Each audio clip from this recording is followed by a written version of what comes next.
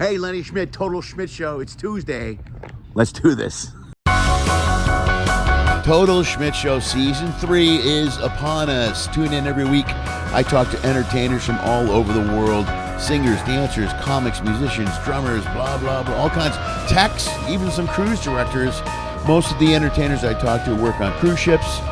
If you ever wanted to know what entertainers do, how they get through their day, any of the behind-the-scenes stuff about entertaining, we'll talk about that stuff here, as well as we'll delve into some of the entertainers and some of their works, some of their albums coming up, some of the things they've done in the past, the things you can look forward to in the future. All that stuff you can catch here on Total Schmidt Show. But either way, get yourself a pizza, a beer, some bourbon, light up a cigar, or some sort of joint, or whatever type of crutch or vice you need to get through the evening, and sit back and enjoy whatever it is I put together this week on Schmidt Show. Hey, what's up? It's Lenny Schmidt. Look, it's a lovely day in Alaska. By lovely, I mean it's raining in Alaska. And this is where I'm at today. I am on the celebrity solstice. I'll be here quite a lot this summer. Thanks for tuning into the show. Total Schmidt Show podcast comes out every Tuesday. If you watch or listen, you already know that. If you don't, please subscribe, please follow, please give me all the thumbs up stuff. That's what's important for the kids these days, and the YouTube professionals and all the other people. Apparently it's all about likes. That's what they tell me these days. It's all about likes. Ooh, I almost slipped and fell in the ocean. That's not good. Hey, today's show, Total Schmidt Show.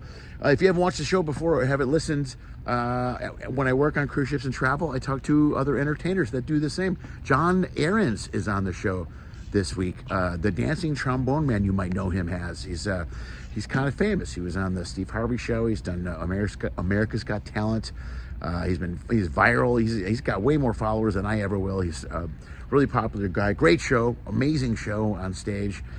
Plays trombone, a lot of Chicago, a lot of brass type stuff or horn section stuff. It's really cool to watch. Earth, Wind, and Fire. I loved his show. It was great, and we sat down and talked. And I found out he's also an artist and a writer and an actor, and he's an incredibly layered entertainer and artist and performer. And he's someone who's absolutely perfect for this show. We talked for quite a bit about a lot of stuff, a couple of books he wrote, some stuff he did in New York City, and how he reinvented himself, brought a guest entertainer show on the cruise ships, and now he works on the ships. He added that to his arsenal of the many things he's done in his career. So sit back and enjoy my long conversation with the one and only John Arons. So, I brought this book. I'm going to give it to you. Okay. I'm going to give this to you. What is it? This is I just put this out a couple weeks ago. This is actually actually yours. Oh, it's a badass. Thanks, man. It's actually it's a bad copy because I ordered like 6 of them. Okay. And pages 28 and 29, when this statue crows at me, those pages are reversed. Okay. So I should when the rooster crows, there should be the speech bubble, cuckle doodle doo. That comes before when I skid to the side of the road. Anyway, in the story. All right. Do you know the Hamptons? Are you familiar with the Hamptons? I am not. Okay. If you ever go to the Hamptons, you always pass that statue. Okay. That means I'll never go there. I'm not exactly a Hamptons guy. I don't think I fit in I think they would stop me on the way in. No, I'll check it out. Yeah. You said you sold a lot of, when you mentioned merch, you said, because you plug it at the end of the show. Yeah. But I didn't know when you mentioned also books and T-shirts and stuff. That's great. Thanks, man. Yeah. I put out a it took me 13 years to write this memoir / manifesto. I know you have to be careful when you say manifesto. But I am a contrarian motherfucker, you know. I know I don't seem like it off the top, you know. And that's relative too. I guess I am an extreme relativist. And yada yada yada, but yeah. So yeah, I put out a memoir, self-published on Amazon. I looked for publishers over the years, over that 13 years of grinding it out and rewriting, and it just felt like a mission because some of the things you just mentioned about my show, I've always wanted to challenge the assumptions about stereotypes and Right. and how to and how I feel like sometimes society's stereotypes, whether through entertainment or education or culture, can kind of limit your fulfilling your full potential as an expressive human. You know, Sure, especially with an immediate judgment based absolutely, on that stereotype. absolutely, Right. yeah. And so I had this epiphany years ago. Because I always felt like people misunderstood me, or they thought I was somebody else, or it was always the same reaction, and not necessarily the reaction I wanted. So, but then you kind of go with what gets you employed, right? So Yeah, like, yeah. so it's Well, like, you got to make a buck. yeah, so you milk it, like, so Yeah. like, so okay, you want to laugh at what I do, you think it's crazy, like, fine, you're gonna pay me, fine, maybe Right. along the way I can open some eyes that it doesn't have to be that way, or you don't have to think that way about me or yourself or the world. So anyway, but I don't know where to start. I mean, I was thinking, because I want to do more podcasts. So obviously when you asked me, I was like, yeah, I want to get more time and to talk about some of these ideas I've had on my mind for a long time, and I'm trying to get out that I'm not able to get out doing this dancing trombone thing. Right. with Yeah, the but screw that's shit back. similar, like what you just said about stereotypes and people opening, having an opportunity to open somebody's mind to look at something in a different ways. Yeah. It falls in line with something I've been noticing a lot lately, and I don't want to get into. I'm not going to get into politics, but since I've been Yeah. Do you get into politics on your podcasts? I'm not in the podcast. I don't, but I'll get into it from this level. Yeah. That I think that we as a people in society, we've gotten to a point where we're not listening to each other, and it's causing a big part of our problems.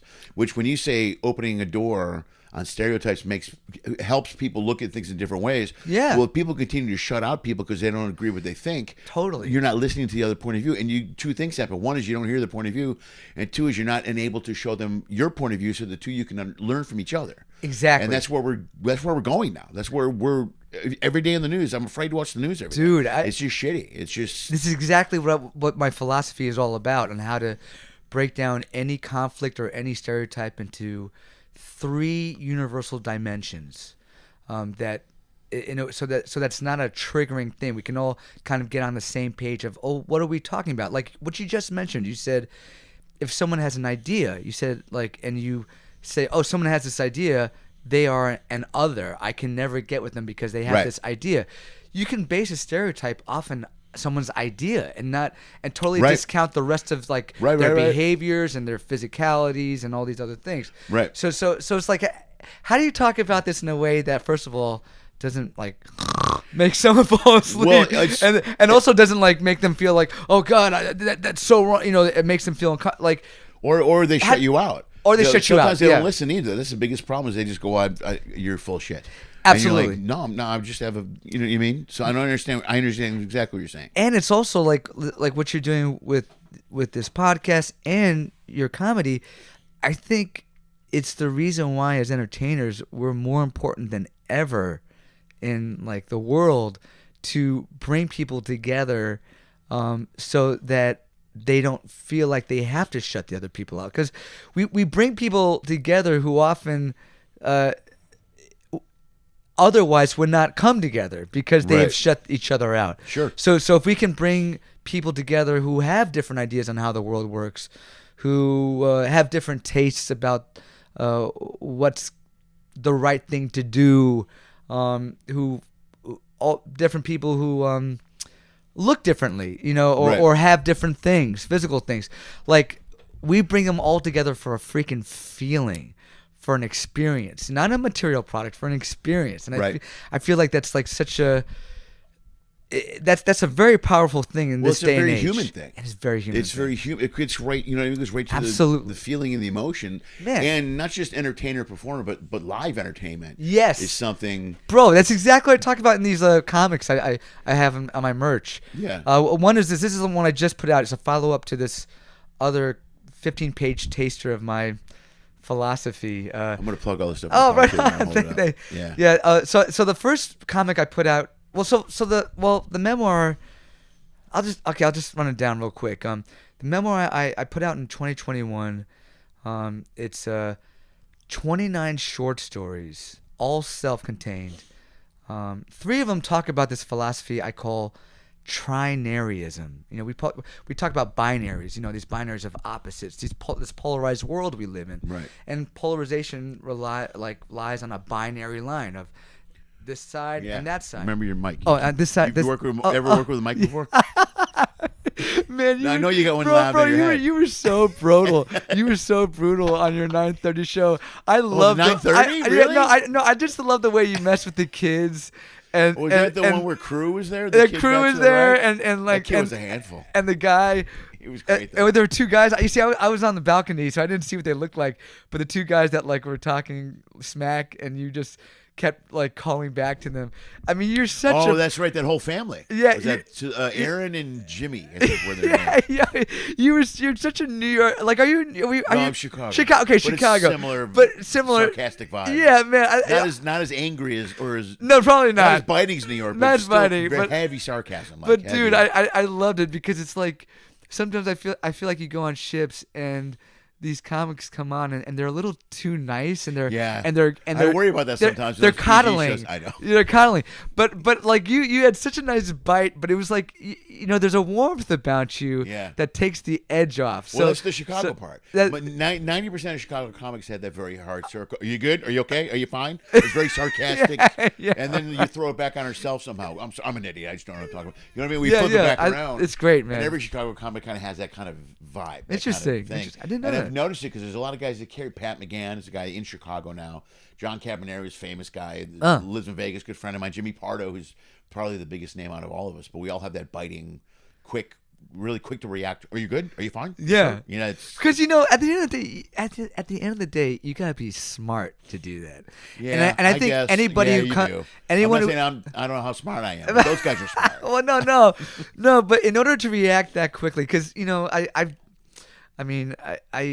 years ago I tried my hand at comedy improv, and you know you would go to these classes and those exercises would you were with these people who were so quick. So I was lucky enough to years ago I was an opening act doing this dancing trombone thing for some comedy festivals, and so we would all stay in the same hotel and ride a shuttle together, and these comedians were so fast. They're the greatest people to hang with. Ripping on each other. And I didn't want to say a freaking word. Because I was like, let me just shake my ass and play trombone and stay off the radar, not say shit. And don't try to play with the big boys. Hell no. And there were a lot. I mean, at least there's some big names on that. It was this Nando's comedy festival in South Africa, 2010. Anyway, but anyone who comes to your show and sees how quick-witted you are has to, at the very least, respect how smart you are. And I think if they leave the show, they're like, well, that guy's on top of his shit. Oh, well, thanks, man. I mean, I don't know how smart I am, but I trust myself on stage, and that's the key is the trust. And just be in the moment. My big thing is about being in the moment, man. Just being that way when stuff happens, I can react to it really quick. Yeah. You know, I don't have an agenda. I have one, but then I come off it real quick and go back into it. You know what I mean? Dig. So, what is that agenda? You want to talk about it? No, every night I just make a set list. I know how I'm going to close every show. Okay. And then usually, and then sometimes I get distracted, and then before I'll look at the time and go, oh man, I lost 12 minutes somewhere, and then I gotta go, where can I go back? But then I just know how long my bits are. I go, well, I'll do this bit, this 4, this one's 6, this one's 7. It's like Tetris. Yes, exactly. Yeah. I've never heard it put it that way, but that's exactly what it is. No, I know. And that way I'll bam, and then my closer is 8 minutes and I'm out. You know, and then I know it. Right on. We get back to what you were saying about trinary. Oh, trinary. Yeah. Binary versus trinary. Yeah. Okay. So basically, in the memoir that I put out in 2021, 3 of the 29 chapters, it's 540 pages. I only brought one of them because they're so heavy, and I haven't sold any on a ship yet officially. That's a lot of pages that somebody will be buying on a ship. But someone bought one of my first show, and I was like, damn, I should have brought 2, man. Yeah, right. Or 3. Man, I'll think about that for the next one. But also a lot of stuff to be carrying around. It is, man. And you know the luggage. Got your stuff. Yeah. Yeah, right. And I'd have to bring another bag. Anyway, something to think about. Tax write-off. Yeah. Yeah. It was just tax day. Oh my God, man. Trust me. Yeah. So three of the chapters deal with this philosophy, just to kind of like throw it out there. And I think like any philosophy, because you never want to be too preachy when you like introduce an idea. An idea has to have has to be rooted in a feeling. And I feel like as artists, as performers, that's kind of our niche. That's our currency, is a feeling. And if you get too heady in like an idea, you want to suddenly be taken seriously as a thinker. That's cool, but as long as it comes back to like, making people feel something, right? Right. So for me, I introduced like how I came upon this idea that everything comes down to this very like universal number 3. I mean, how many things occur in nature and these religions that have this theme of 3? What is the comedy rule of 3? Everything. And the comedy rule of 3. Yeah. 3 right. is a magic. No, it's a significant. You're right. Totally. So I thought, well, even like just the space, three-dimensional space, it has a height, a width, and a depth, right? What if like, all this talk about identity politics over the years, and I know wokeism, wokeism is kind of like out of fashion now, or becoming out of fashion. But I'd rather think of like the word awake. I think that's a better term when you think about awake and aware. Right. Of who you are and your situation, regardless of what it is. Well, the original meaning of woke was at the beginning, that was taken away then and turned into what it was the last 5 or 6 years. Exactly. And now it's almost like a caricature. And now it's a caricature. Right. And so I thought, well, what if you broke down identity into basically. So let's go back to the feeling. Where did this idea come from? I just say in this follow-up comic that I just put out that you showed on the screen, it was based on this betrayal when at the time, like, one of my best friends slept with my on and off girlfriend while I was on tour. And the relationship with this. Sorry, bro. No, it's these things happen, it still hurts. and it's water under the bridge, and Right. it was, we were all very young. It happened a long time ago.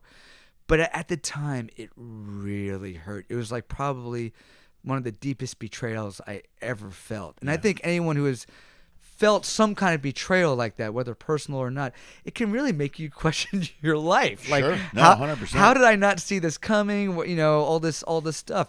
And so, being the overthinker that I am, I was desperate because oftentimes in this artist life, you can isolate yourself and find yourself kind of like sipping on these very short-lived interactions just to not go crazy and feel so alone. And yet, so you have these like not necessarily a lot of close relationships, but many, you have a ton of acquaintances. Yes, right. So at the time when I felt this betrayal or suffered, I reached out to somebody, and I talked about this in one of these chapters, and they said, "Oh, make a list of all the things you want in your life and focus on that." And I was making this list of everything I wanted, from like the most deep to the most mundane, and I found out of this like list of 100 things, 3 things popped out as either everything was a way to get to these 3 things, or once I had these 3 things, I would get all these other things on the list. Okay.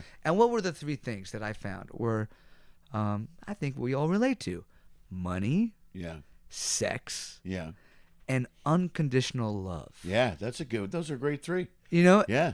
And so at the time, like, this betrayal happened right before, and look, I'm not saying this event to pimp it out. I'm using it more as kind of like it just happened. It's kind of like, it's not causality. It's not, you're not talking about, I wasn't there, but we all were aware of this event. Okay. Hurricane Katrina. Okay.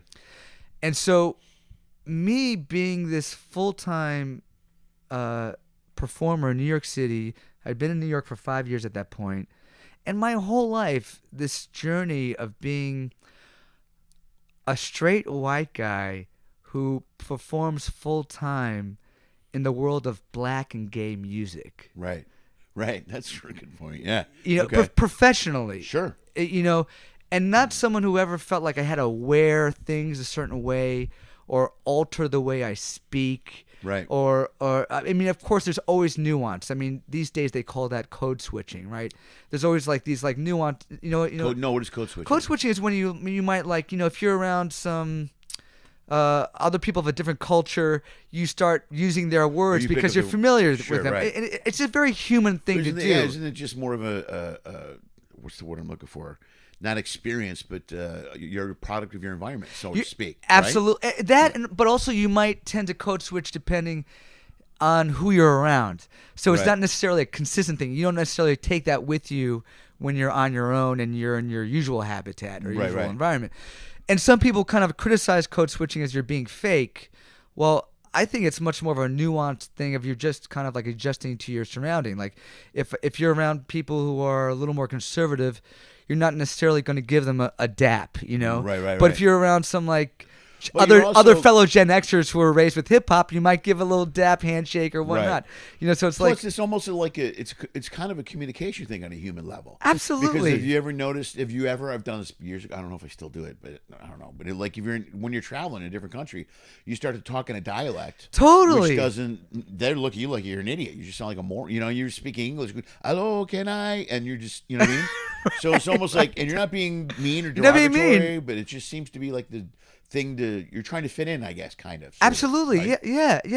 And I think when you're a creative and an artist, you tend to be somewhat. And I know this is like a really overused word, but an empath. Yeah. And so you kind of like. No, you're 100% correct. You kind of like get inside the people you're around, and they become part of you. Right. So basically, like, back to that story, that betrayal story. The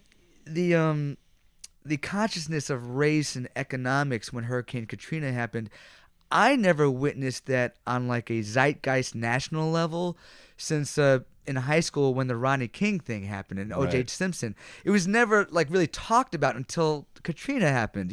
Right. As I remember, and I remember, and so being this professional, guy in R&B and pop music and dancing the way I do and playing trombone behind all these artists, I started wondering, like, what does money, sex, and unconditional love have to do with what's going on down there? Right. And with what other people go through? Is that also, how does that apply to these binaries of black versus white, one religion versus another, one economic versus another, one sexuality versus another? Right. How does money, sex, and unconditional love apply to every binary of an identity of us versus them, if you're on one side of an identity versus another?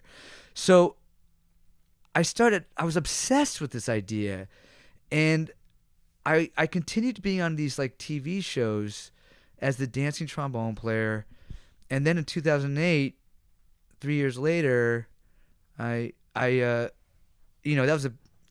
a lot of exposure on that show. I got to the semifinals, but I felt. Which show? Oh, America's Got Talent. Okay, because I saw the clip from the Steve Harvey show. Yeah, that was 2003. That was okay. That was before America's. That was Okay. yeah. I do a duet with myself with America's Got Talent on tomorrow's matinee. Oh, right on. Yeah, so, all right, is it in the theater? Yeah, it'll be All right, it'll be. I'll check it out. Cool.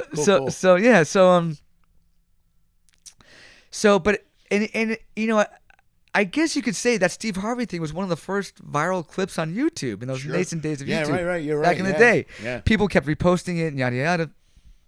Along with the Evolution Dance guy, he came after me and I was frustrated with all these comments, bro. And as a comedian, I was really sensitive about comedy. I was like a freaking snowflake, bro.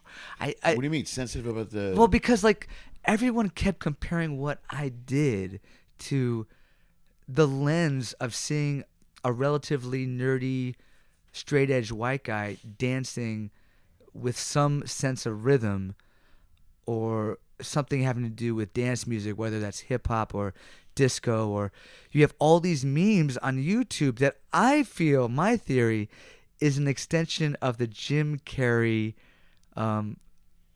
archetype that started what I think happened in terms of like American culture during the fall of Vanilla Ice and the rise of Jim Carrey on In Living Color. Right. And then all the SNL bad dancing white guy tropes that have happened ever since.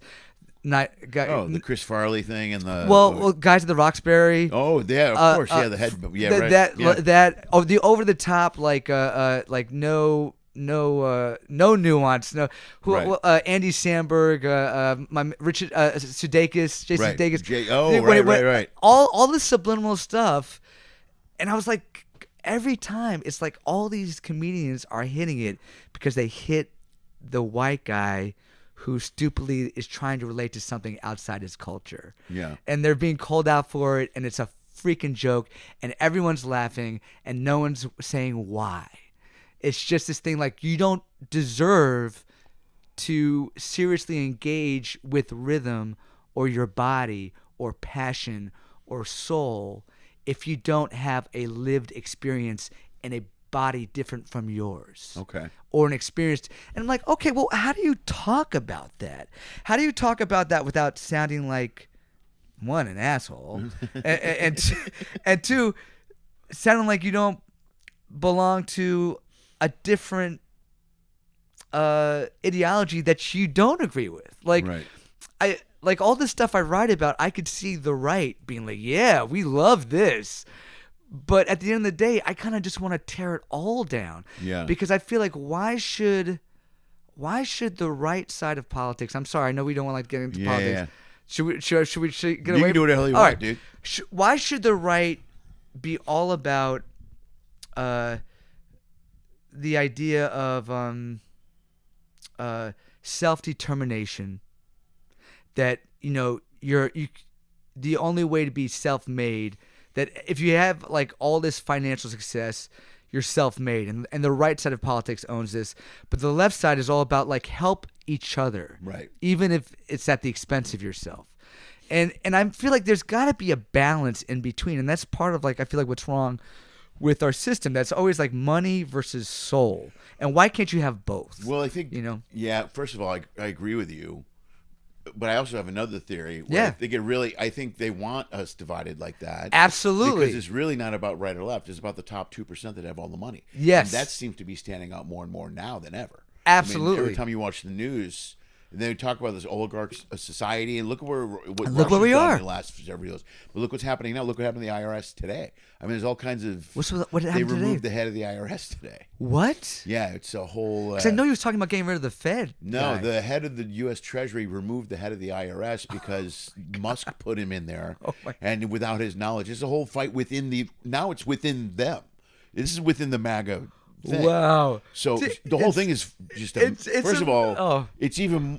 Now it's like scary weird, where it's just fucked up. It's just completely messed up where they're fighting. But what's the end game, you think? I still think the end game is I always thought this about whatever Trump is. And I'm not a big Trump supporter. I didn't vote for Trump. I'm not a Trump guy, but I don't think he's America first. He's Trump first. He's doing whatever he can to make sure that he has all the money and all the power. And he's not going to go to jail. And he's not, yeah, of course. right. And that's what the whole plan is. And then now he's surrounded himself with guys like Elon Musk, same thing. All these guys are all had kind of the same thing. And they're all, and I think that's I think that's been the plan from years ago. That somebody just wants the power. They want all the money and the power. So they keep us divided on the left and the right, the gay and the straight, and the LBGT and the broke, and everything they can to divide us. So now we're fighting over sports and girls playing football and these things that like don't really. When we have bridges falling into the fucking ocean. Come on. There's a million things happening in this country we should be paying attention to, but they like us distracted on shit. So I don't think it's so much the left and the right. I think there's a faction on top that wants us to be. I totally I talk about that in my comic, the first comic. Okay. I lay it all out, and I talk about it in my book as well. The second to last chapter is called "Why I Am a Nerd: Top-Down Binary Processing." How depending on what you focus on at the top of someone's identity, you're going to associate all the other binaries differently depending on what you focus on first. Okay. Oh, that's a good point. All right. And no one ever talks about that. As opposed to going the other way. If you went from bottom up. Right. That person will be built. You know what I mean? Right. Exactly. But if you accentuate one part of like a binary thing, like and I have charts on that chapter where I compare everything to like, okay, rich versus poor. What binary do you associate with rich poor if you have to pick a side? Like black, white, which one's rich and which one's poor? Right. Which one do you think? Oh, well, stereotype, right? White, yeah. rich, black, poor. Right. And that now let's like delete that. What do you associate with rich and poor, male or female? That's another one, male. Male, no. Right. And then I guess what's the other like gay, straight, or rich or poor? Oh, that's a tough one. There's a lot of rich gay people out there, man. They are, but stereotypically, stereotypically, but you you're right. right, Go back. right? Well, because the gay, when we were kids, gay has always been that hidden. You know, back in the oppressed. 70s, you didn't. The oppressed. That was the thing. The closet thing. Where people exactly. And so, but that's you make a good point. So then like you compare that with if you do gay, straight at the top, what do you associate first, rich or poor? Oh, I see. Then it changes. You're right. It flips. Yeah. It flips, and also like the black and it flips. So I feel like that's the way these higher powers they play this game against us. Yeah, so this is what I lay out in my memoir / manifesto, and this is called Novelty Act: Memoir of a Dancing Trombone Player. It's 3 chapters of these. I touch on these heady ideas, but the rest of the chapters are about what it was like to be on these TV shows, and also a bunch of awkward sex stories. Right. And that's in the 500-page. Okay. Yeah. It's good. And in the table of contents there's a summary of each chapter, so you can be like, oh, yeah. And everyone goes to the foursome chapter for some reason. Yeah. The awkward foursome chapter. Foursome? Okay. Yeah. It's your most read section. I think so, because every time the most hits out of your book. Every time I hand it to somebody, they're looking through the summaries and they're like, oh, foursome. Chapter 25. Wow. Yeah. You gotta have something to attract the people, man. Right. You need a hook. You need a gimmick. Yeah. So I guess the funny thing for me right now, with what I just put out, oh man, because we should probably talk about the cruise thing for a while. I've only been doing this cruise entertainment thing for a year and a half. I'm with Don Casino. Really? Yeah. And I got signed by Ashley Amber. Do you know her? She does a Whitney tribute, and she has a frohawk. Oh, yes, I do know who she is. Yeah, she's great. And so I met her because I've been a full-time musician, freelancer in New York City since 2000, and I kind of felt like I was kind of topping out. I write my own music. I have a Spotify under John Arons. I was hoping to someday, still hope to someday, to be a freaking rock star and have groupies and tour the world. Wow, groupies are still on your wish list? I know, isn't that so stupid? I'm freaking, way past that. I'm a freaking man child, but I don't have kids. I know this. And I know this. And anyway, so like, I have a bunch of songs that I've written that's I guess can be classified as sort of like electro indie pop with barely any trombone, because I've wanted to be more of a singer, Right. And I would love to be an indie pop star who can sing R&B riffs. Right. That's if I happen to play trombone, yeah. So maybe like my ideal would be to be like, if you're hip to, I'm like Tame Impala who plays trombone. Okay. That would be like my thing. Although I can write anything. I have 3 music videos. One's kind of like a Passion Pit, Ben Folds kind of vibe called Time Machine. I did a whole claymation thing all by myself. Did you really? Yeah. It took me like a month. Didn't you just tell me you needed to motivate yourself more when you came in here? You've done more in my entire life in the last 30 minutes. I wrote a 500-page book. But bro, you have a family. You have a family, bro. I've been like this lone wolf, like searching for groupies and a wife and kids, and I've just like I've failed at Well, relationships. boy, because, it's harder to find them when you're out here, brother. Yeah, I know man. it is. I was, and my idea was that when you do our guest entertainer, that you can fuck everybody, but apparently you No, you can't. cannot. I know, You but can, like- but the money's pretty decent though. So it's Oh, like it's a great gig. I want to keep it. So anyway, so I've been doing this for a year and a half. My first 4 ships, 2 were Princess, 2 were Norwegian. First 2 I was just getting my bearings, and nobody helped me with my patter, and I was kind of like, I think part of me also, another side thing, I think I want to try comedy or stand up maybe. Dude, you did a good job building a guest entertainer show. Well, That's a good actually Amber show. helped me because Yeah. my 5th ship. So let's talk about ship life. Okay. I won't name the line. Yeah, we don't say anything bad about any. Everybody wants to work here, so I don't knock anybody. Right. So one particular cruise director reported me to Don Casino on my 5th ship, and I did have an off night, I'll admit it, and my patter was all over the place, and the average age was quite a bit older than usual. Right. And it was a port night. Oh no. So there's like barely anyone in the theater. Everything that I was saying was not landing, and it was still like a raw show. And then I got so she emailed my agency saying he's not up to par, and I didn't think I was that bad. And I talked to other guest entertainers, like, no, you're super fun, but like this could be used a tweak, but you're definitely not the worst, Right. Guest I've seen, Yeah, I've like seen some rough ones out here. but you're just starting out. But to get a bad review from a CD was like, I was devastated. I was devastated, bro. Yeah. Devastated. And Ashley Amber, bless her heart, she calls me the next day. And every time she calls me while I'm on the ship, it's usually bad news. Oh, that's not good. I always hate that phone call. And I'm like, what's up? I'm like, what's wrong? But when I was like, because she has this kind voice, and I'm like, what's up? Is it bad news? She said, well, yeah, it's bad. And the way she said it, I was like, am I fired? Yeah. Because I just started Plus, ships it's kind of quick. 5 months in, right? No, but the review, for her to get back to you right after. Right after my second show, the that's next what day, and I'm still on the ship. Yeah, usually that review thing is something that happens a few days Bro, later. Yeah. I think the CD really, I don't know if I reminded her of someone from her past. Maybe they didn't like you. Could be. It was really, guess. it was odd. And the more information came out, they're like, this is odd, the way this is going down. But, and I always record my shows, and so basically, my next ship was canceled.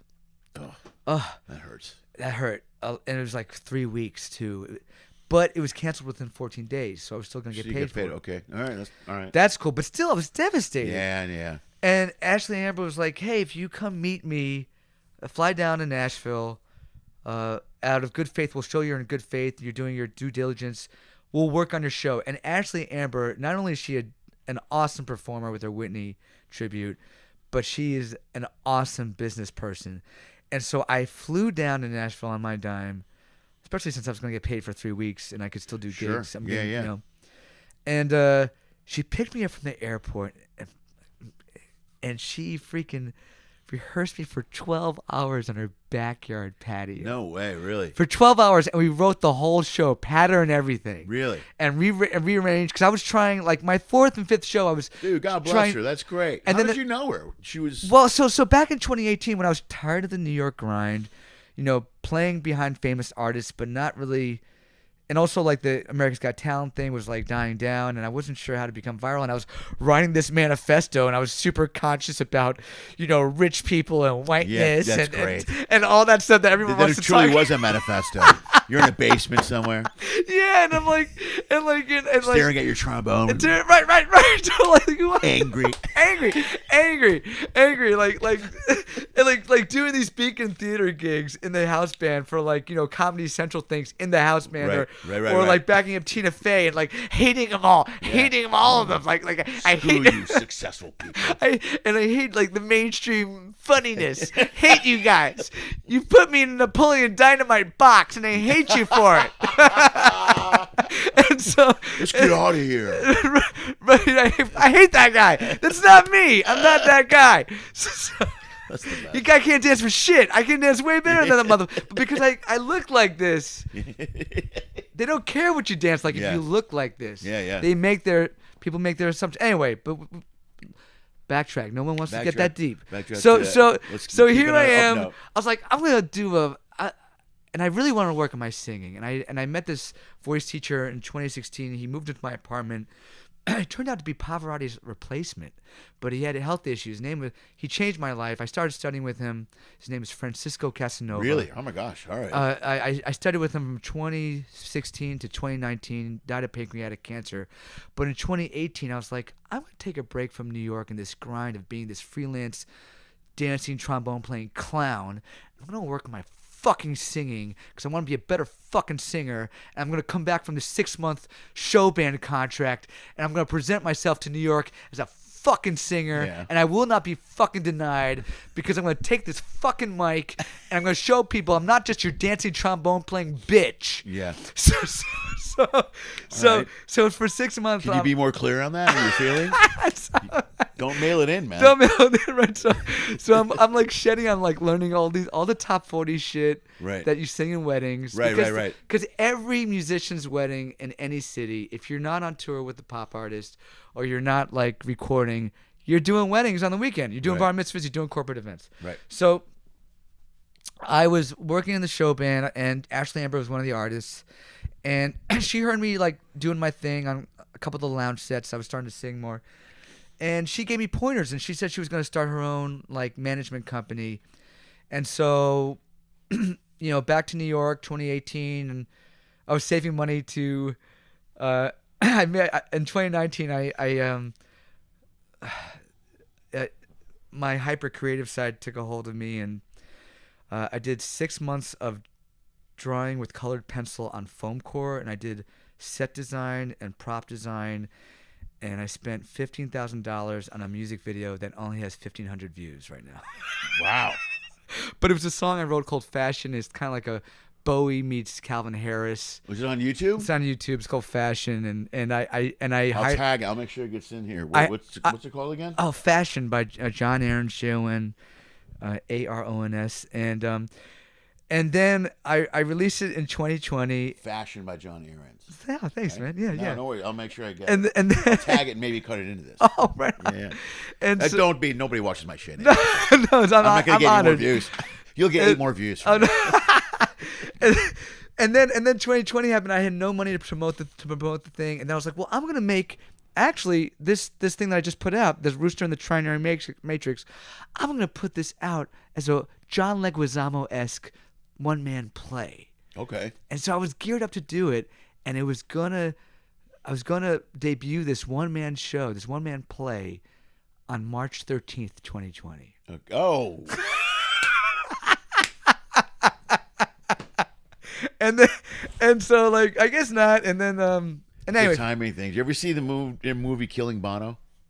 Oh, I heard about it. All right, there's just this. Just a quick side note. There's a competing band in Ireland with U2. Oh, and they're all friends. But U2's uber successful, and they are not. Everything they do goes wrong. So this guy pumps all his money into a show in England. Yeah. Right. And they flyers to get the whole thing set up, and then the Pope decides to visit that weekend. And no one goes to a show, so it's a whole. It's just similar. It makes me think of the thing. Yeah. It shows him sitting in this room, and there's the crowd of the Pope, and there's flyers behind. There's no. It's just sad. Anyway, I relate to that. So many moments in my career have felt like this. I know. I hear you. I hear you. Well, I've never planned well either. I don't know if you're like. I was just thinking, and whatever. Talk about the planning, because my organization skills are terrible. But I'm great in the creative side. But I need a team, and I've never had a team. No, I'm the same. I'm this dude. My decision making process is not, or whatever it is. It's not for lack of work, because I work my ass off. Of course. Yeah, but it's never the lack of work. I mean, rarely. You're right. That's not true. For some, it's a lack of work. Right. And then they do one little thing, and then it goes freaking. But then other people who put all this work in, like you. Yeah. And then but for whatever reason, even like look at the YouTube thing, and I talked about this. Like I've been putting stuff up. I put up content maybe at least three times a week, something. Wow. For the last few years. Fuck. And A friend of mine was like, I go, and he's very successful on YouTube. I go, how did you do it? He goes, you just got to keep doing it. He goes, eventually you get one. Everyone says that. Everyone says it because you get one that goes viral, and then the backlog goes viral, and that's how you get thrown into the zeitgeist or whatever. And that's kind of the thing. Yeah, that's almost happening to me right now, in a weird way. Because you got your hands in a lot of different things, which I think helps. I thought maybe that hurt me because I did a lot of different things too. But I think it's good that you got your hands in a lot of different things because people. But this thing that happened recently, that like then again, I've been wrong. So what, man? I don't. I think if you're being honest about it, I don't think any of us really know. No, nobody knows. I think it's even harder to know now. At least like, back in the algorithm is a new god. Yes, it's like you have to pray. At least back in the 20s, if you knew the guy at MGM, you knew you were going to get somewhere like that. Right? You knew. But now it's like, I mean, look at how many things. There's a kid I'm watching now. I hate to get sidetracked again. There's a thing on Get sidetracked. Okay, It's all good. You ever seen Cooking This is with your Carter? show. Well, Cooking with Carter? Cooking with Carter? No. Dude, I can't stop watching it. It's this kid that's maybe 4. He's from England, and he does a cooking video. Wow. And he's like, "Hello, my name is Carter. Today we're going to make fish and chips." And he's overexcited, and his dad tapes the videos. But I can't. I'll show you one really quick. I love this kid. But this kid's huge. He's got to be huge. He's like the Rizzler. The what? The Rizzler. Who's the Rizzler? He's also a famous kid YouTube person, social media guy, kid. He's really huge. The Rizzler. I thought for a long time when I heard the word the Rizzler, I thought it was like a term for someone who had a lot of Riz, but it's actually a kid. Oh my God.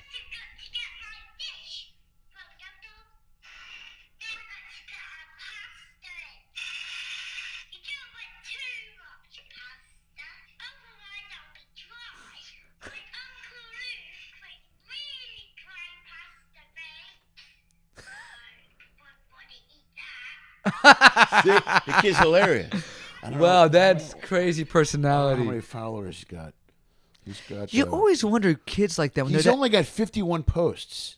And how many followers? 500,000 followers. Jesus Christ. Right? Yeah, 500,000 followers. Wow. 509.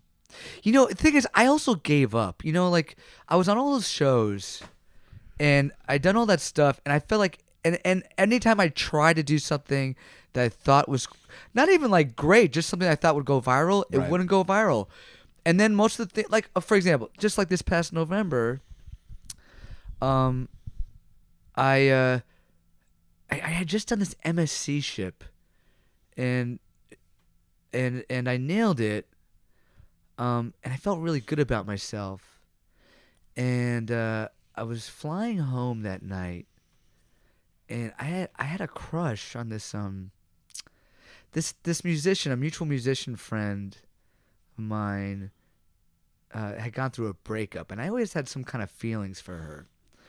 And on the plane back, I wrote this letter to her on the plane, because I just felt like I was in a place where, like, I felt, those moments when you feel good about your career, and you felt like you had a victory, and it doesn't have to be a major victory. Yeah, it can just be a victory that just is an affirmation enough that you're getting better. Yeah, and that you're.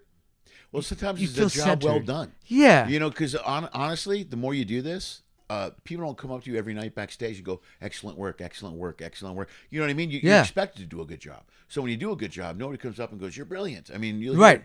But a lot of times within the industry, like the cruise directors and nobody, your agent doesn't call you. And go, "Man, you're killing it." Right, you're right. not getting the accolades. Right.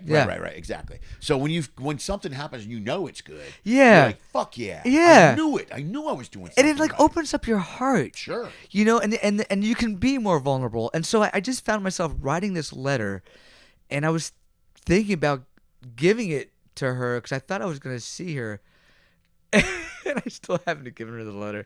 But I almost felt like cosmically something happened that night, because the very next night, I get home late that night, and the next night I had a DJ wedding gig in Jersey. Okay. And I do my usual crazy dancing trombone antics that I've been doing at weddings for 25 years. Right. Like I really work on my body.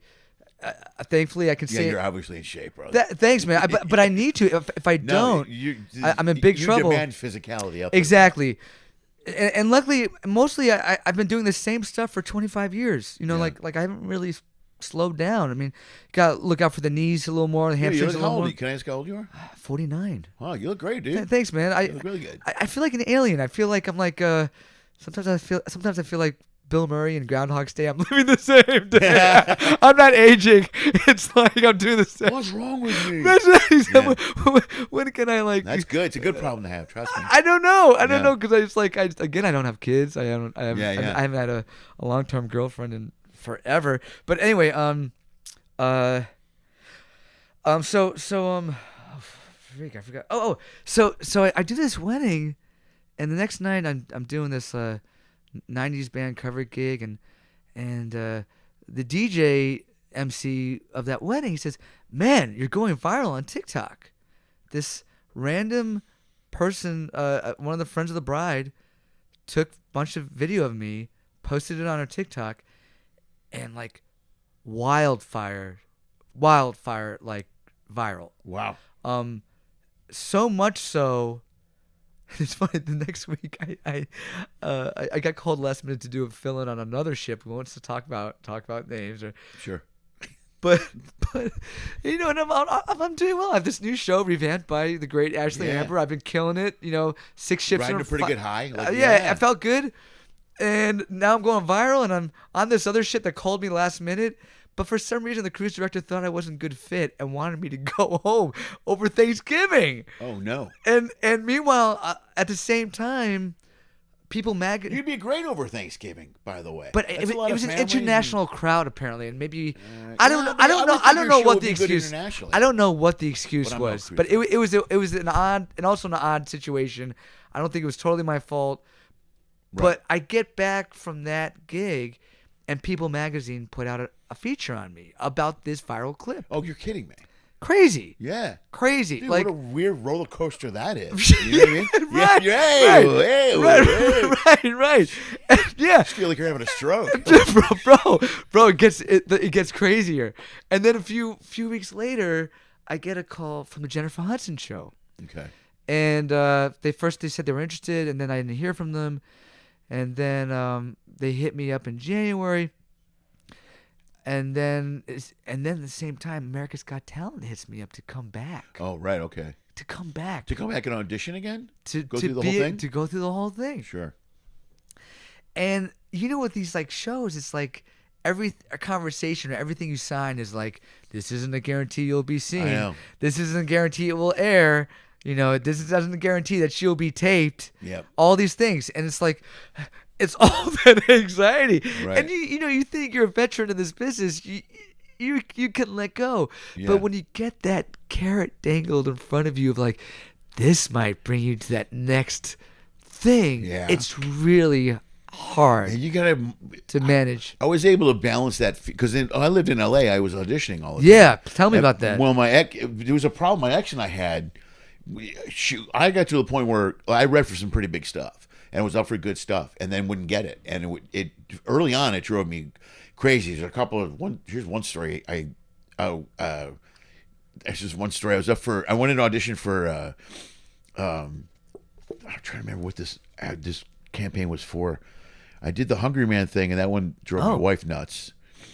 There was an audition. I was auditioning for some spot, and then they decided they were going to hold me for 8 spots, right? And I just got a commercial agent. I was just doing this for the first time. So they go, hey, they're considering using you for 8 spots to make you the spokesperson for this product, whatever. I can't remember what it was. I don't know why it's making me crazy. I've had a few of these. That's why. It was probably traumatic. You want to block it out. It was extremely traumatic. Because Yeah. this is the first one where I thought I was going to get it. So I told my wife. I was all excited at the time. I was married. Right, and I kept calling my agent back and forth, right, and checking with her. And I called my agent's assistant one day and talked to her on the phone. I go, "Hey, what's going on with this? Whatever. It wasn't Hungry Man. It was something else, because I had already shot Blockbuster. I'm trying to remember what the hell the product was. This is making me crazy." She goes, "Oh, they moved on." I go, and at the time I didn't know what that meant. I go, "What does that mean? What do you mean?" They means they moved on. They're gonna go do something else. It means does that mean I'm out? I go, "Yeah, that means you're out." I go, "Oh, okay, bye." And I get up, and this is back then. This is early on. This is a while ago, so I don't think I had This is back when I was. My agent called me back. I didn't have. I had a pager or something like that. It was one of those deals. But my agent called me back immediately and apologized because she was like, "Hey, she shouldn't have told you that way," because it was 2 weeks of a buildup, and the assistant just went, "Yeah, you're out." And I went, "Okay," but at that point in my career, that killed me. That sideswiped me. Yeah. I went from thinking, oh, I could make, because those contracts are, Yeah. it's like a flow thing where you're making like a 7-digit thing and you're the spokesperson and all. And so I'm thinking, oh my God, this is going to be great. At least I'll get something out of it. And then it turned out to be nothing, like not even one spot. So my agent felt bad, but it also taught me early on that was the nature of the beast. Yeah. So that happened a lot. There were other parts I was up for where I heard on the radio I didn't get. I was up for a part on a show on HBO, a show called Lucky, that only survived a short period of time. I think it was called Lucky. Dustin Hoffman was in it. Oh yeah. And I was going to work with Dustin Hoffman. He was the He was a horse trainer. The horse trainer. Right, they cut it because they had trouble with the horses died on the set. Oh, so they stopped the show after like 2 seasons, in the second season. Oh. But going into the show, I was up for a part on the show, and it was a great audition. It was a great part. And then I heard I was going to be working with Dustin Hoffman on a daily basis. I go, you got to be fucking kidding me. I would love this.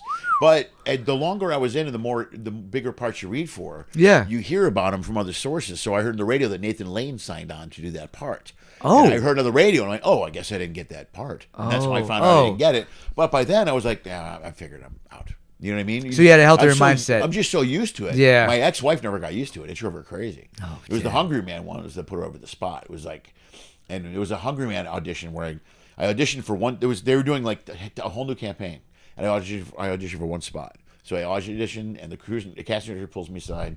I can't remember if I told this on this show before, and they pulled me aside, like, hey, I need to talk to you. Yeah, I go, what's up? And they go, they want to revamp the spots, and they want to make you the Hungry Man.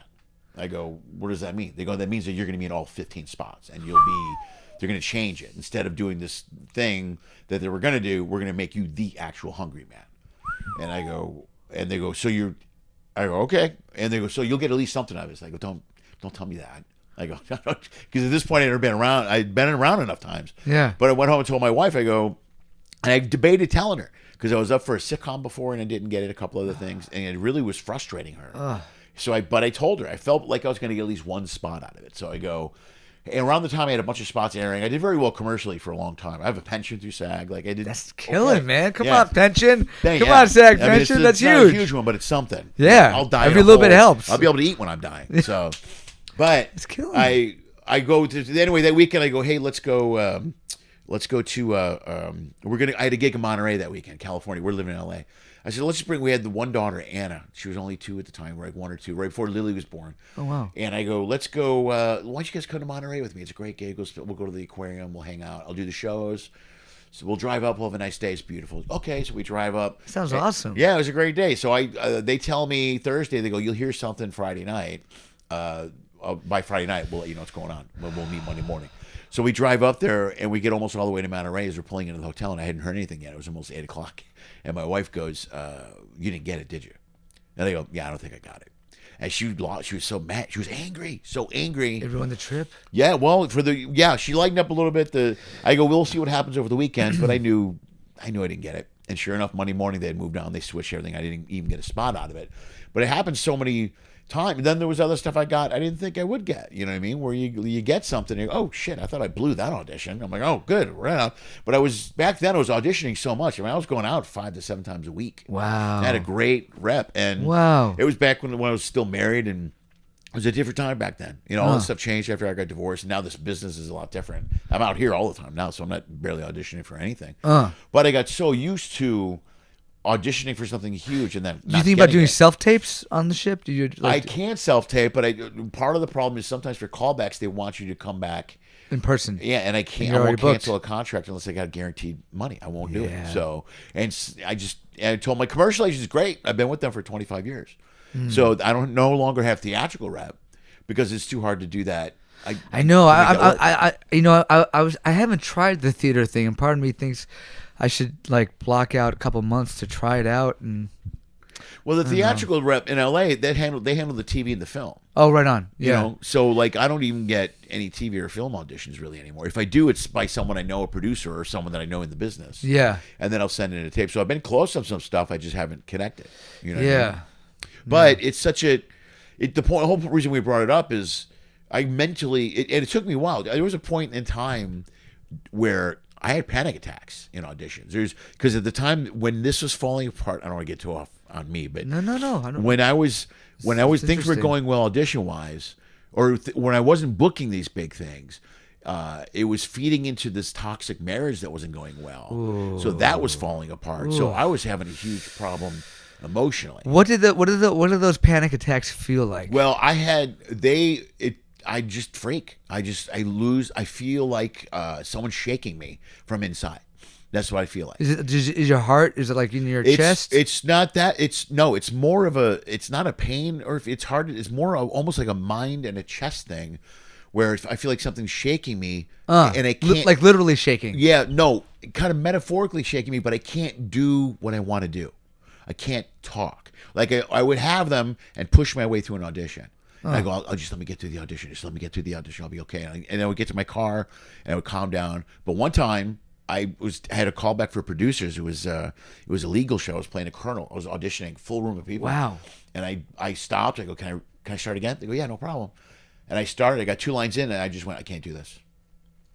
And they go, what? I go, I can't do this. And they said, okay, all right. And I just walked out the door and went upstairs. My manager was in the same building. Oh. And I went upstairs to my manager, told her what happened. And they go, I don't know what's wrong with me, but something's wrong. But I couldn't.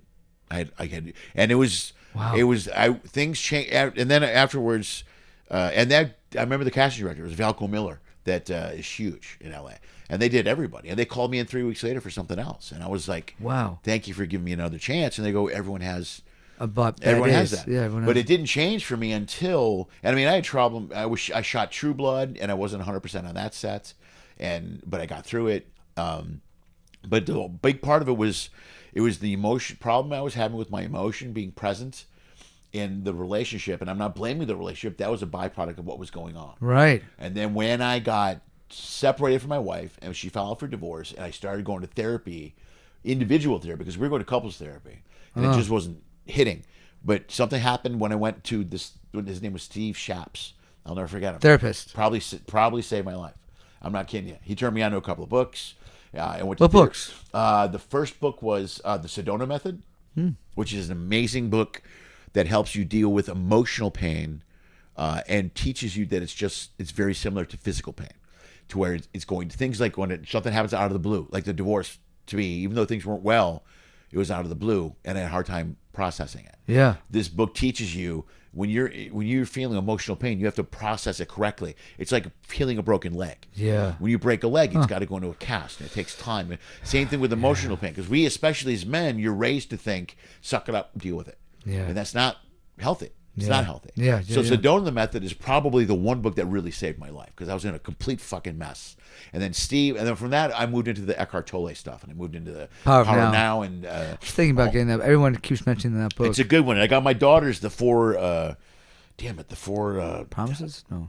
I can't remember what it's called, but it's like a slimmed down version of the Power of Now. Oh. But it's based, and I can't remember what they are off the top of my head, but all these things basically bring you back to the moment. Yeah. Am I okay? Can I be here? And once I learned to process that, I just got into a better path, and things really changed for me, because there was a whole span there where I was kind of an emotional mess, and I didn't realize it. I didn't know. So I look back at it now and go, God, I was really fucked up back then.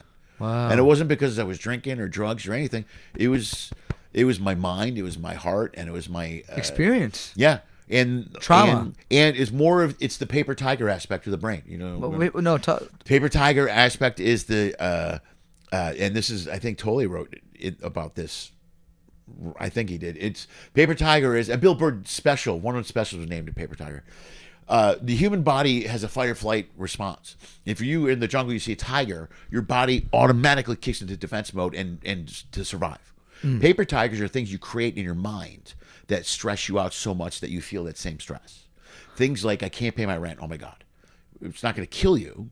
It's not going to kill you. There's Right. no reason to lose your mind over it. Right. So what you want to do is you want to get yourself present, back in the moment. Use the four challenges, Four the things. wisdom, whatever that bring you back. I'm here. Can I process this? Can I deal with this? Am I okay? I'm not. Am I here? Can I process? And you get back to that process. Yeah. But because the paper tiger are the things you create. If you're over a relationship, things. Why isn't she calling me back? You're stressing out over these things. I've definitely made that mistake. That's what a paper tiger is. It's it's stress you're creating in your brain on your own when you think God. And the hardest lessons I try to teach my daughters in their 20s is it's not going to kill you. No one's hurt. You're going to survive.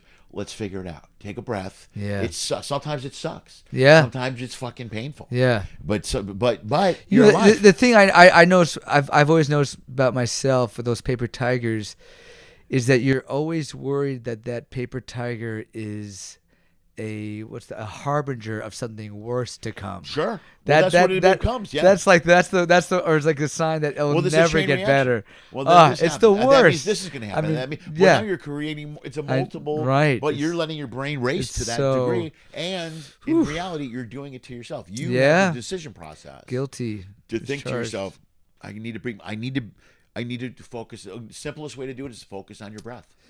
You're breathing. Yes. Your breathing brings you back to, or your feet on the ground. Little things. Take off your shoes. There's things that ground you into the present, and you realize I'm safe.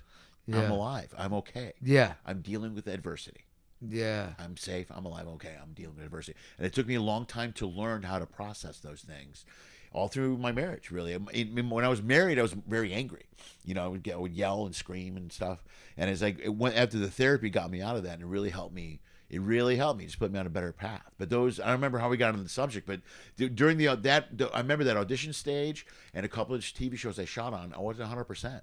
Because then I was worried about losing the job. And if I lose the job, I can't pay my rent, and my marriage is falling apart, and I got 2 kids, and I don't know, and it was just such a powerful, of course. I wonder how I would react in that. I felt like I was drowning. Yeah, man. I mean, but it's a lot of pressure, bro. But I remember when it clicked. It was like almost one day it all kind of clicked. Wow. And it was like, oh shit, I'm okay. Do you at that moment when it clicked, is it a moment where you feel proud, or is it more like a release of all care that you don't even feel proud because you're like, no, this is just the way it is? I think release of all care is a really good way to put it. Right? You learn to let go. That's the other thing. Learning to let go of things you don't control. It's funny. It's funny. thing. You can't be as proud when you let go, isn't it? Yeah, but being proud almost brings you into an ego. The ego mind is a big part of all of this. Yes, too. yeah, You yeah. think about how you should be treated, what you should be getting, why I don't get this, why how could you talk to me like that? Why would you? It's all in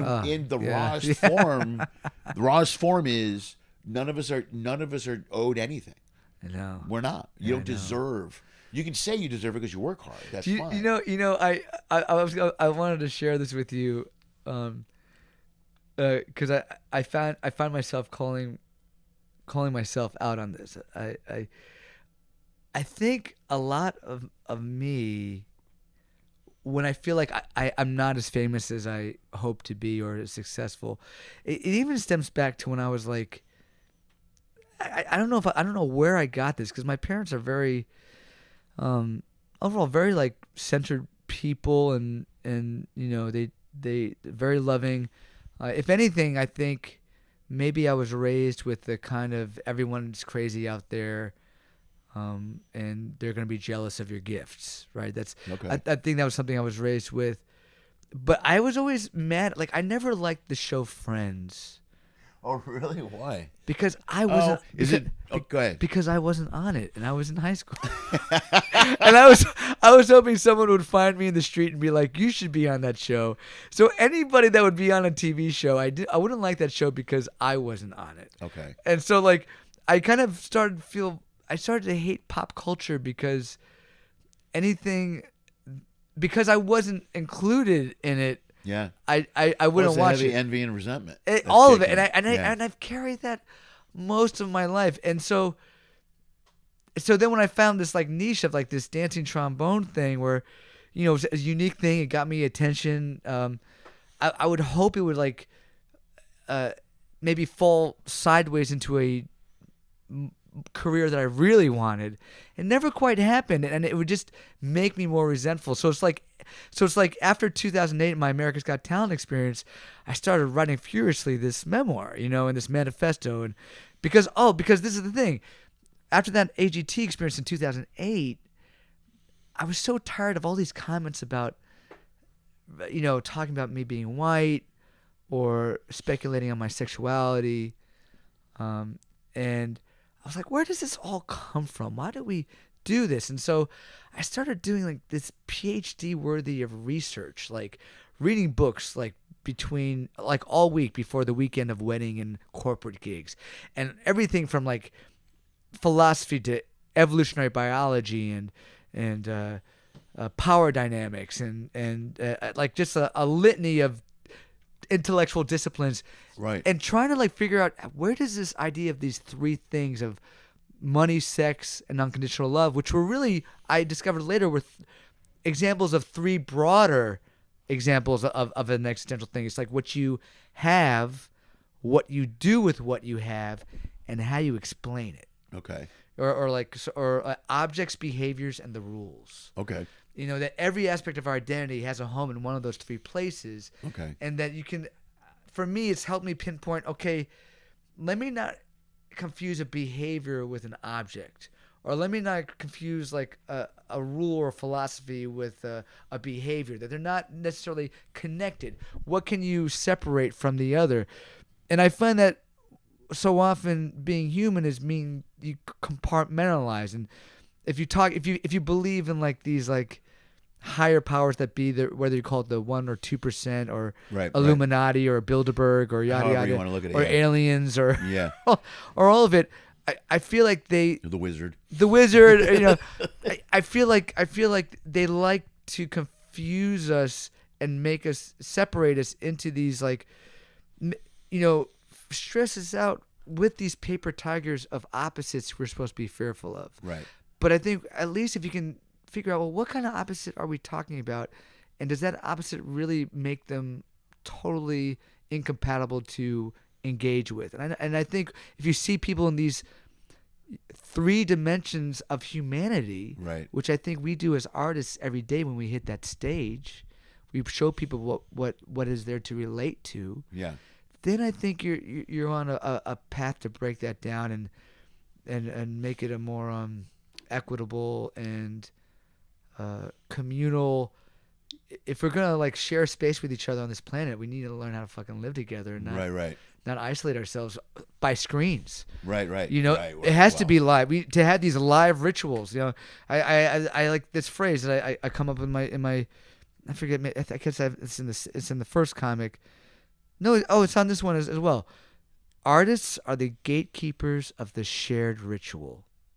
Wow, that's a great quote. All right.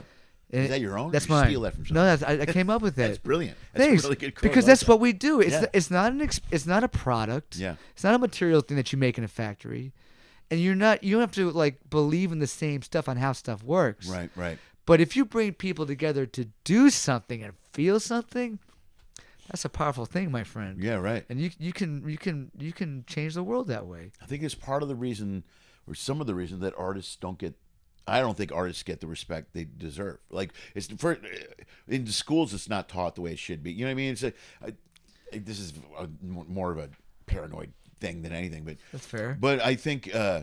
How many teachers are failed artists, right? Yeah, there's. It's a terrible thing to say. Yeah, not all of them. Not all of them. Right, but maybe they're not failed artists. Maybe they're still opening art up to the eyes of the younger youth. But I think more people, the more you open your eyes up to art, the more you have an open mind to open different things. Absolutely. Which is something I think certain people don't want. Like part of the world doesn't want you. That's why they get rid of the arts in the education. Right. Yeah. No, you're right. You're 100%. That's what I'm yeah. saying.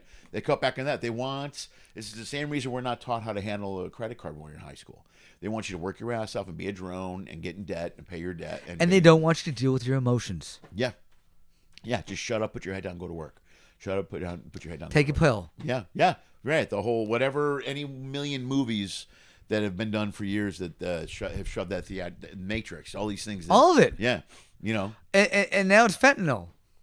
Well, that fucking kills people. That stuff is where does the drug problem come from? You know, like, I mean, first of all, it's like everyone is born with different addictions, right? So that's first of all, that's not an accusation. It's not a judgment. Right. But to think about at the end of the day, it's like we're all escaping something, but if you don't talk about how a lot of those escapes are based in not properly dealing with your emotions, right, and not your healthy. trauma. They're unhealthy escape. Well, self-medicating and anything along those lines, right? And Or it hurting, cutting, any of those. That's how people escape too. Yeah, to Right. feel anything. Yeah. They think the only thing to feel is pain. Right.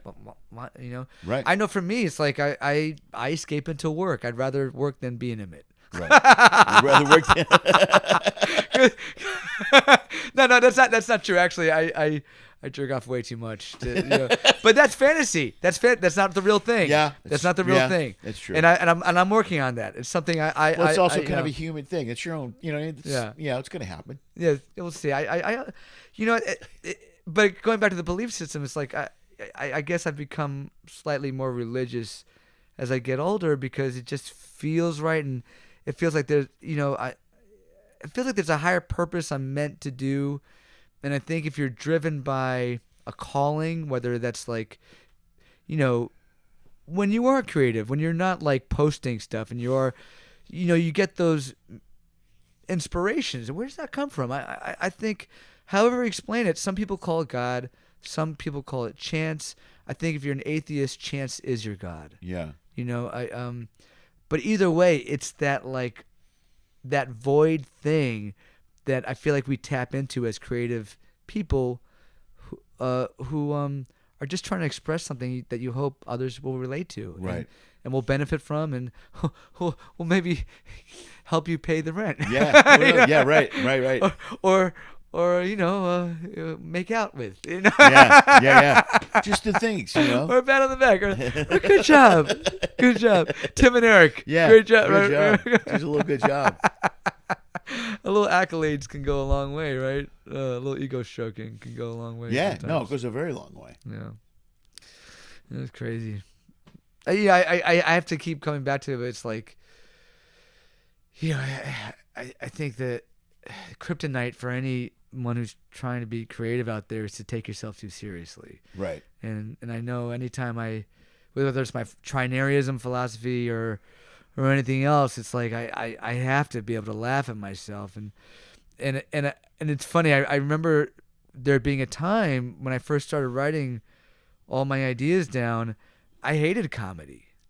I wanted people to take stuff more seriously, and now we're in a world where everyone's getting canceled for comedy, and I'm like, come on, it's like now I hate cancel culture. Yeah. It's like, where were you when I wanted to cancel? I was really sensitive then. I was upset back then. And now you're upset. Now you're I get it.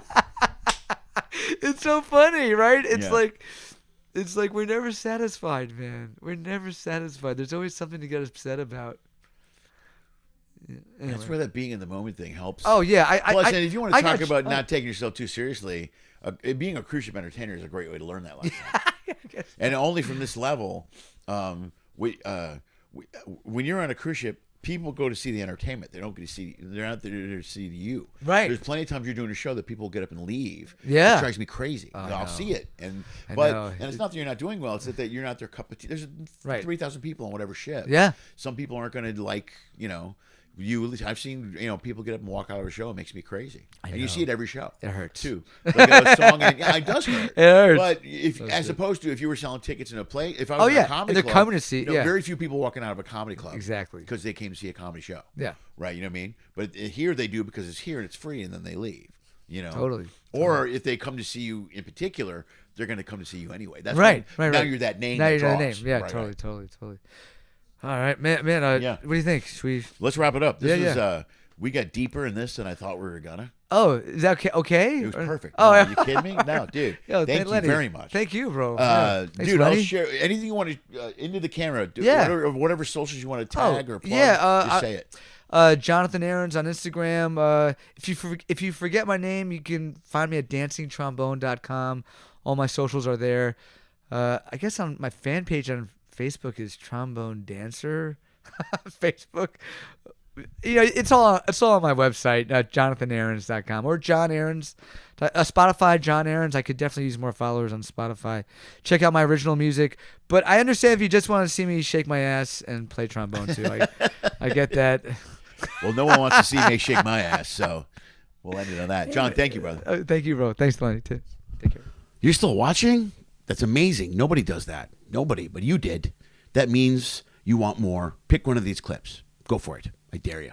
Hey, also follow one of those social media thingies.